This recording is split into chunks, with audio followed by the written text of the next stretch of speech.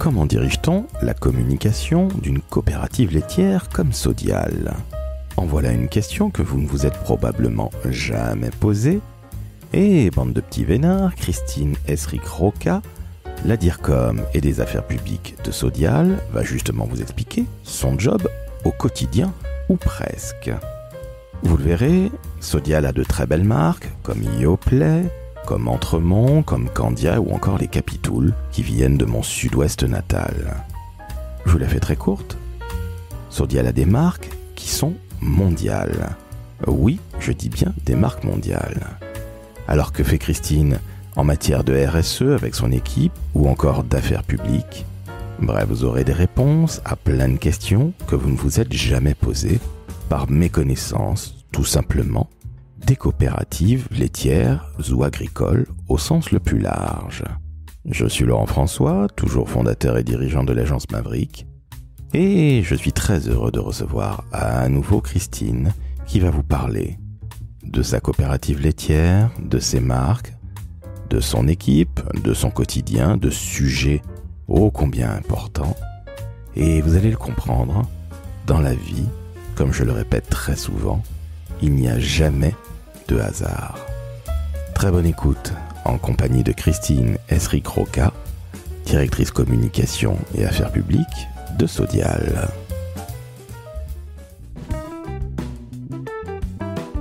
Le décodeur de la communication, un podcast de l'agence Maverick.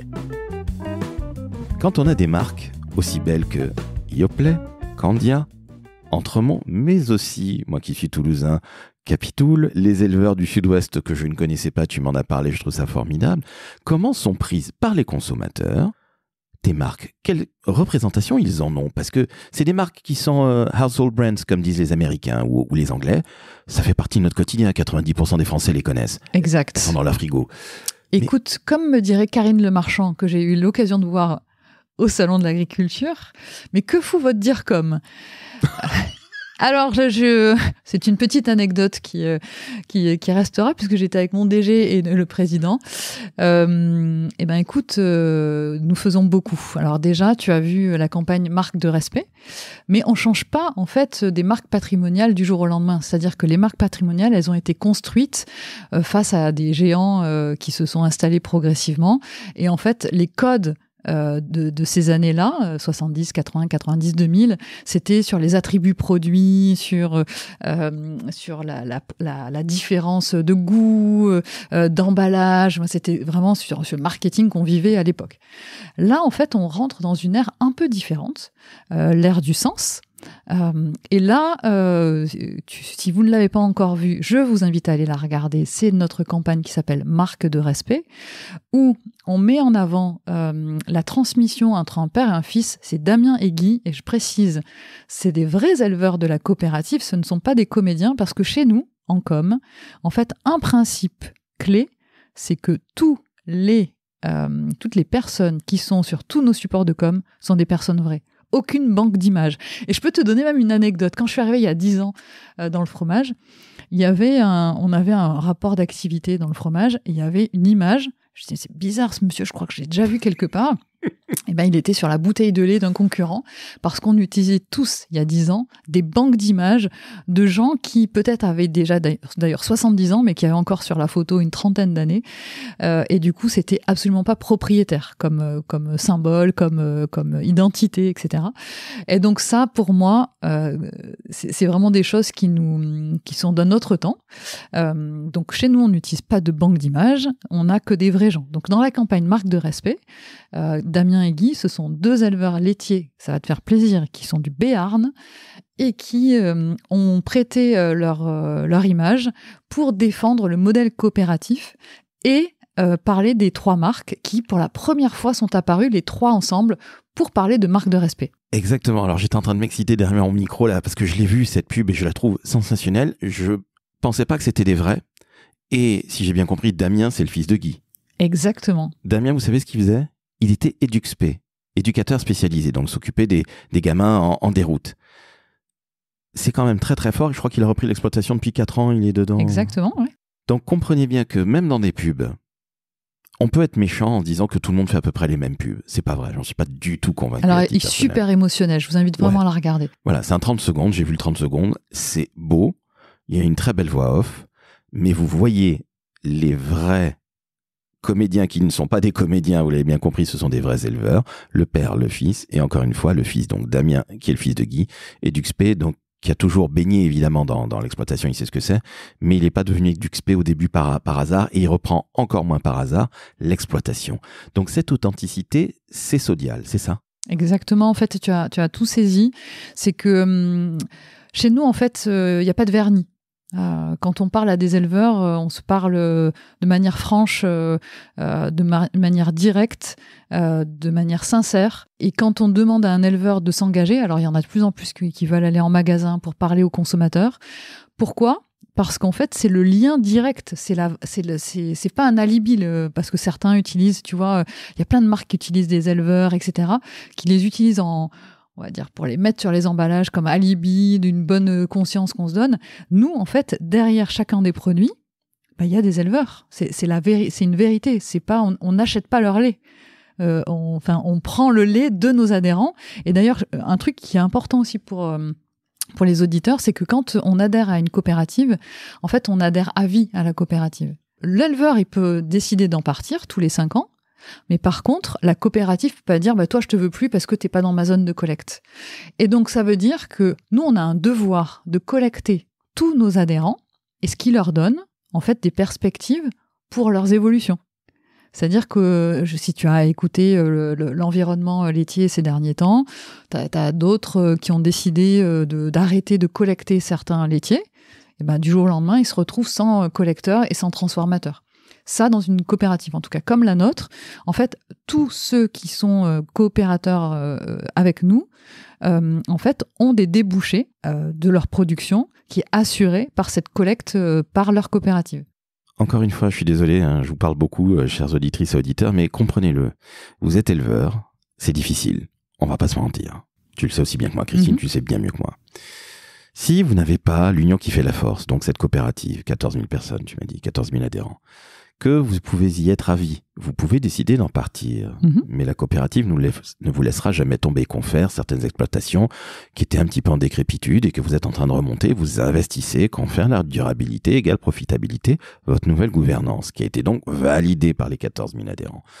Comprenez que ce modèle-là, il est absolument sensationnel. Il me fait penser à plein de choses très très personnelles dont je ne parlerai pas ici parce que c'est pas l'objectif, mais ce que je trouve sensationnel, c'est que quand on est DIRCOM d'une structure comme celle-là, avec des grosses marques, pardonne-moi pour la grosse marque. Oui, mais en fait, on est là pour faire du business pour nos éleveurs. Je vais pas mentir, je suis pas là, on fait pas on n'est pas une association à but non lucratif, je tiens à le préciser. On est là pour inciter les consommateurs à faire des choix éclairés. Pourquoi ? Je vais te donner, j'ai fait une super campagne en fait qui s'appelle Sérapé pour l'emmental français. Je sais pas si tu l'as vu cette campagne. Elle était vraiment top parce que un jour dans notre équipe, il y a quelqu'un qui me dit sur l'emmental, on commence à voir beaucoup d'emmental qui vient d'Union européenne.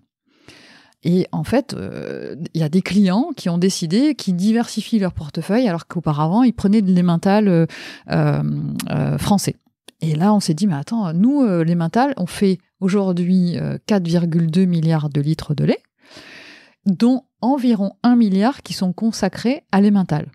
D'accord ? Avec la marque Entremont, mais aussi on fait des marques de distributeurs parce qu'on sert tout le marché, des marchés qui sont valorisés. Et là, on me dit, mais attends, là, il faut qu'on alerte l'opinion. Quand on dit alerter l'opinion, c'est les consommateurs, les pouvoirs publics, nos clients. Et on se dit, mais attends, on est en train de perdre des volumes de lait valorisés parce que sujet de pouvoir d'achat, ce qu'on comprend tout à fait. Mais derrière ces sujets-là, en fait, il y a des sujets de fond. C'est est-ce que demain on veut une agriculture française forte à laquelle on donne une longueur de vue, tu vois, de transformation et de valorisation.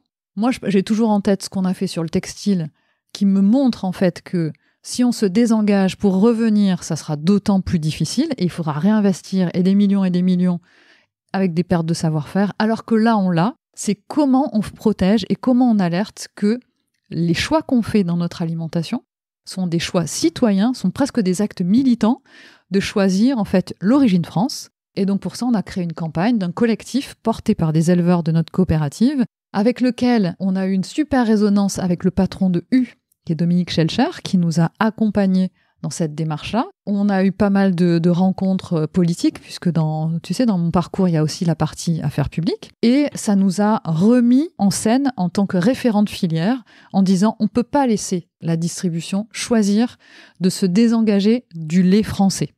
Alors félicitations, honte à moi, ça me parle, tu vois, j'étais en train de réfléchir à ce que tu me disais, c'est râpé pour les mentales français. C'est un peu loin dans ma tête, mais je mettrai un lien avec grand intérêt vers tout ça. Bon, Dominique Schelcher, comme ambassadeur, donc Super U, je dis bravo. Coopérative U, attends, tu as suivi. Ils ont évolué, ils sont revenus à leur essence même, qui est le modèle coopératif. Et en ce sens, tu vois, nos deux présidents, ils avaient quand même des choses à défendre en commun. Mais c'est ce que j'allais dire. Il n'y a jamais de hasard dans la vie. Donc, Dominique Schelcher, que j'apprécie énormément comme grand patron. Il y en a un autre aussi ailleurs que je trouve plutôt très bien, là, qui justement a fait une opération de com avec Karine Le Marchand. On citera pas son nom, mais j'aime bien le bonhomme, d'autant plus qu'il est fils d'agriculteur. Donc, quelque part, ça me parle. La RSE, la durabilité, comment tu la traites en matière de communication? Je sais, c'est un très vaste sujet, mais en quelques minutes, est-ce que tu peux nous en parler, s'il te plaît? Parce que si tu me dis qu'il y a de l'authenticité, ne serait-ce que dans tes pubs, il n'y aura pas le bullshit, il n'y aura pas de greenwashing, il n'y aura pas ces horreurs, on ne prend pas le prétexte d'eux pour prendre la parole de manière stupide. Et en plus, tu l'as dit il y a quelques minutes, nous d'abord on fait, et ensuite on parle. Exact. Le bon sens terrien, bon sens paysan. Tu sais, en fait, c'est ce qu'on dit, c'est qu'il faut toujours avoir un pied dans la terre. Ouais, mais après, il faut continuer à avancer. Et, comment on parle de durabilité? C'est un vrai sujet parce que, tu l'as dit, c'est très border. Hein, et nous, on fait, mais on le dit de plus en plus parce que ça fait quelques années qu'on a structuré, qu'on a des avancées, qu'on est aussi assez offensif, et que c'est une manière aussi de répondre à des demandes clients qui aussi, eux, ont des objectifs de réduction de leur scope 3. Donc, on en parle de la durabilité, mais on a encore à progresser sur le sujet. On se structure aussi. Il faut aussi des compétences, tu vois, pour savoir en parler. Mais on en parle de plus en plus, tu vois. On est appelé à poser des sujets et des questions ou des nouvelles solutions. Et maintenant, on est reconnu comme un intervenant qui fait bouger les lignes.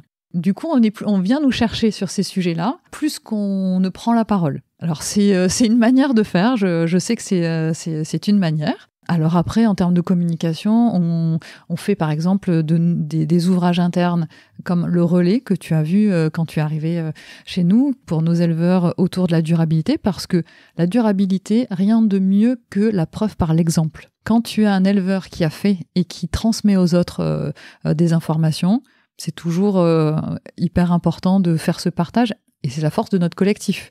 Le collectif, il a de l'impact parce qu'en étant 8000 exploitations, 14 000 éleveurs, tu peux démultiplier et avoir plus de force de traction. On communique aussi en externe, mais je t'avoue que c'est beaucoup sur les réseaux sociaux, un petit peu en presse, selon les sujets et selon l'actualité, mais c'est pas encore... on cherche pas à faire des coups, c'est ce que je te disais, nous on fait. Et vous avez la rançon du succès quelque part, c'est qu'on vient vous chercher. Parce que vous avez montré les choses sans pour autant avoir parce qu'on a du sérieux et de la rigueur qui a été amené, parce qu'on se structure aussi en interne. Ouais.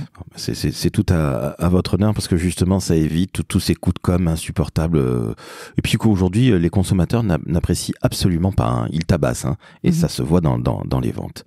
Et tu sais, en fait, nous on a quand même pas mal questionné les consommateurs justement sur leurs attentes en matière de durabilité, etc. Et ben écoute, ils sont assez surprenants. Alors déjà, tu sais, il y a toujours la part entre ce qu'ils disent et ce qu'ils font, mais la durabilité, c'est pas un sujet encore très émergent. Le bien-être animal est bien plus important. Voilà, ça c'est un vrai sujet. Après, ce qu'ils commencent à apprécier, bien sûr, c'est l'origine.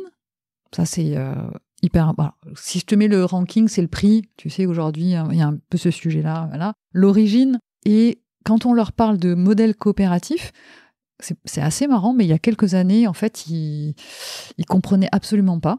Il y a plein de gens, en fait, la coopérative, alors soit ils ont des vieux souvenirs, tu sais, je sais pas si tu te rappelles, à notre époque, les coopératives, c'était le vin où ils mélangeaient un peu tout et c'était pas très bon. C'était un peu, je vais pas citer de marque parce que sinon... Non, mais dans le village, on la buvait. Voilà, exact, voilà. Ou sinon, c'est des coopératives très, très locales, très petites, avec la proximité. Et du coup, quand on parle de la coopérative et de Sodial, là, les gens, ils se disent, mais attends, c'est un gros truc, là, c'est un gros... Et du coup, comment ça se fait que ce soit aussi gros et que pour eux, c'était comparable à d'autres grands groupes agroalimentaires? Mais c'est ça votre force, c'est que vous êtes un grand groupe alimentaire avec des très grandes marques et que vous êtes très très proche des gens.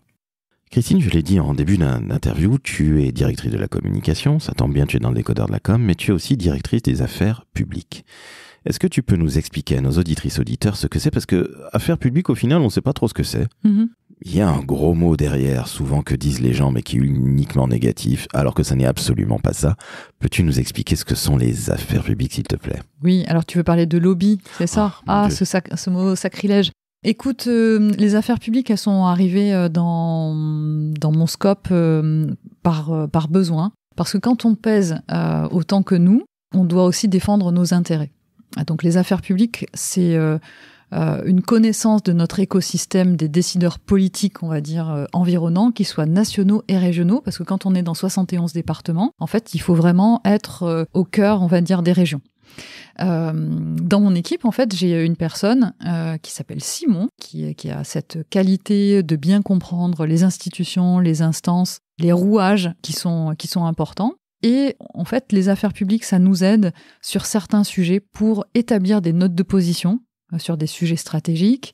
Ça peut être aussi une meilleure connaissance des modèles, comme le modèle coopératif, que les politiciens ne connaissent pas vraiment, donc en termes de rôle sociétal et d'impact économique. Voilà, ça peut être aussi de l'évolution de lois qui peuvent être en défaveur de notre modèle et de l'agriculture sur lesquelles nous, on a envie d'apporter un éclairage. Ça ne veut pas dire qu'on veut faire changer, mais au moins apporter un éclairage pour prendre les bonnes décisions. Et puis, ça peut aider aussi dans les fermes ou sur nos sites industriels à aller chercher des subventions dans le cadre, par exemple, de France 2030 pour accompagner des investissements qui sont soit liés à la durabilité, soit à la transmission, etc., etc. Donc, où il y a des sujets, des fois, en communication, tu le sais, il y a de la gestion de crise. Malheureusement, ça peut arriver. On a eu des cas de restructuration industrielle. Et donc, c'est toujours bien d'avoir un échange avec les élus, les décideurs politiques pour annoncer ces choix, qui sont souvent liés à de la compétitivité qu'on est obligé de défendre en France. Alors, on le fait pas avec joie, hein, je le précise, mais en tout cas, ces sujets de restructuration, ils sont faits dans des moments nécessaires pour remonter et redresser la coopérative. Et donc là, bien sûr, les affaires publiques ont un rôle de ce maillage entre le national et le territoire, les instances locales, parce que derrière, il faut accompagner cette période qui est un peu difficile.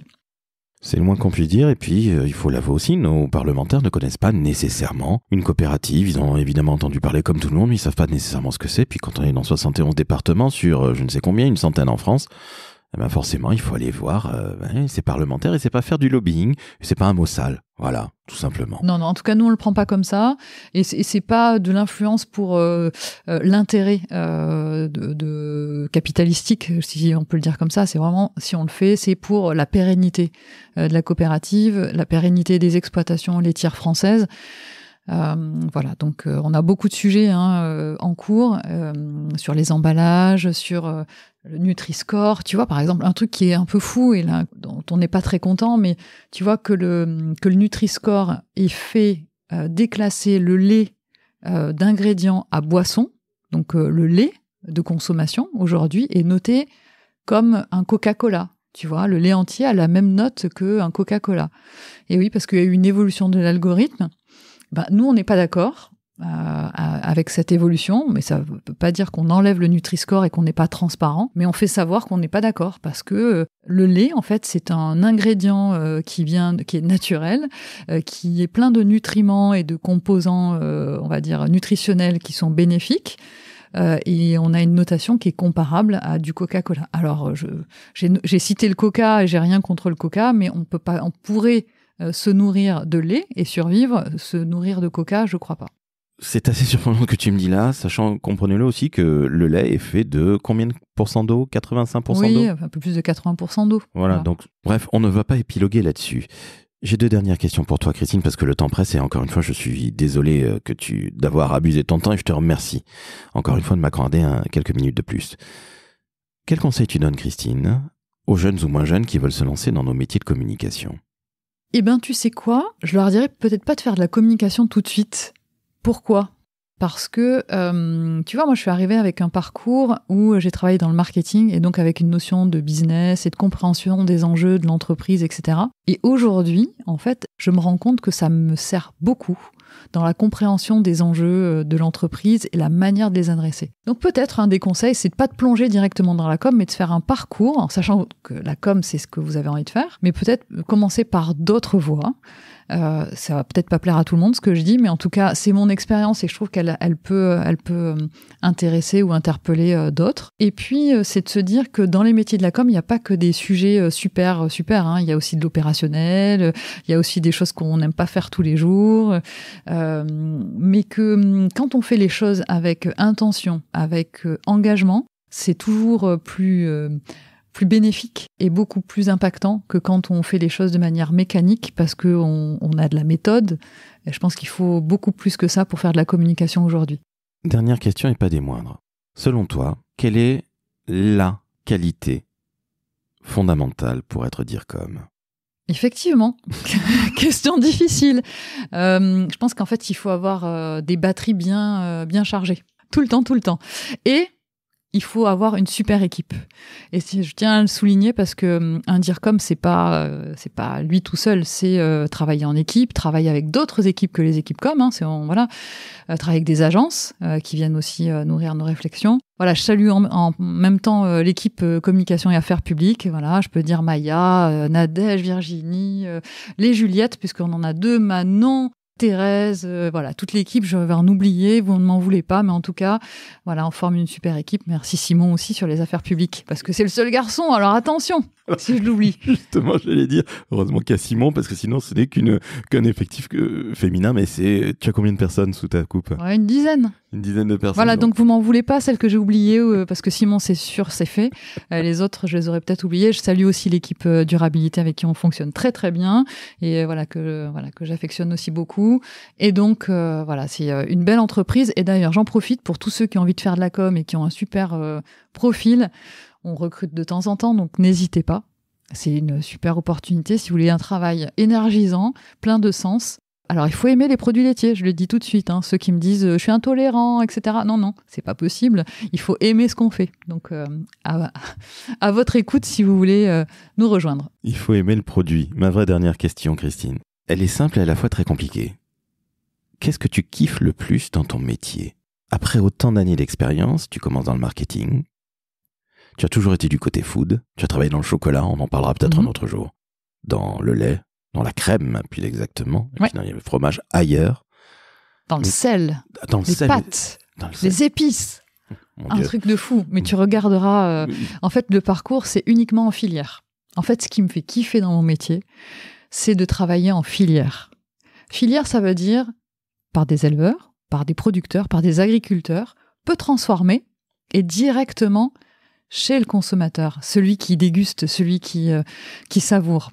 Et ça me fait plaisir. Tu vois, je te donne 2-3 exemples.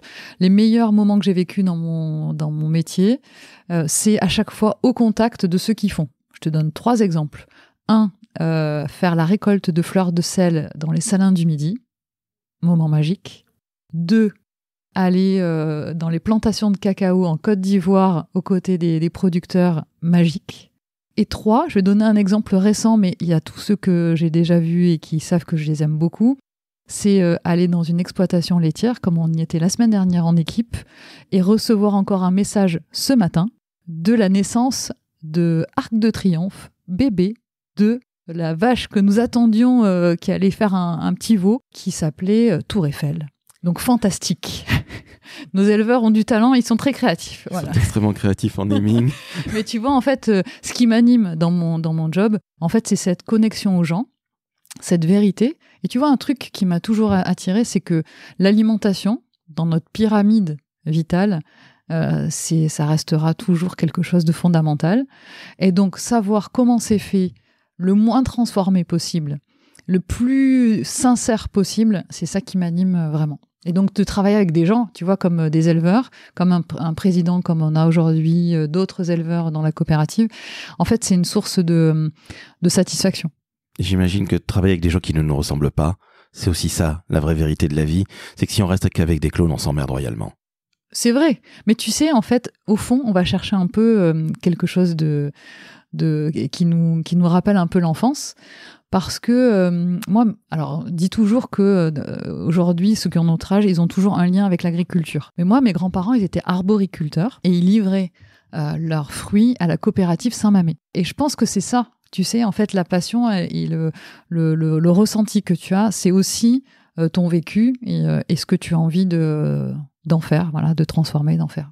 Eh ben, merci à toi, Christine. Cette fois-ci, c'est vraiment la fin. J'ai abusé de ton temps, j'en suis sincèrement désolé. Je te remercie encore une fois de m'avoir accordé autant de temps. Chères auditrices, chers auditeurs, quand on entend une épée comme ça, qui vit du côté d'Annecy, mais qui vient quand même dans le 14e, et elle a réussi rue Raymond-Losserand, eh bien, on met 5 étoiles sur Apple, 5 étoiles sur Spotify. On s'abonne au Décodeur de la com, le seul et unique, le meilleur des podcasts sur la com. Tu as remarqué ma modestie, Christine. Oui, non, mais j'irai te mettre 5 étoiles. Alors, pas sur le mien, parce que ça se fait pas, mais sur tous les autres. Merci à toi, Laurent, pour ce temps de partage. Et j'espère que les auditeurs auront un regard différent maintenant de la coopérative, du modèle coopératif et de ses marques. J'en suis intimement convaincu. Je rappelle, Entremont, Yoplait et Candia. Voilà. Mais pas que, hein, attention. Il y en a d'autres. Il y a aussi les capitoules de chez moi. Ciao, ciao. Ciao.